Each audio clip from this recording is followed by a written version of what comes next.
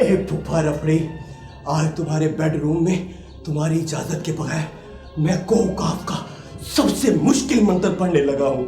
दुआ करना फूफा रफड़ी, मैं कामयाब हो जाऊंगा। हाँ, मैं कामयाब हो जाऊंगा, मैं कामयाब हो जाऊंगा। अंतरी मंत्री, अंतरी मंत्री, कली कलंतरी, गोम गनंतरी, गोम गनंतरी, गोम गनंतरी, चिट्टी तितरी, चिट्टी तितरी, काली तितरी, चिट्टी तितरी, काली तितरी, गोम गोम गोमा, गोम गोम गोमा, छुम छुम छुमा, कच्ची कुमा कच्ची, चिंचा कचकरी, बिन बिन बकरी, बिन बिन बकरी, तोबा तोबा, देख देख, अब देख कृष्ण मेरे मंत्र के, अब देख कृष्ण मेरे मंत्र के, खड़कन्ने हैं ये पत्थर के, खड़कन्ने हैं ये पत्थर के। मुझे ये बताओ कि तुम इन खड़कन्नों पर मंत्र क्यों पढ़ रही हो?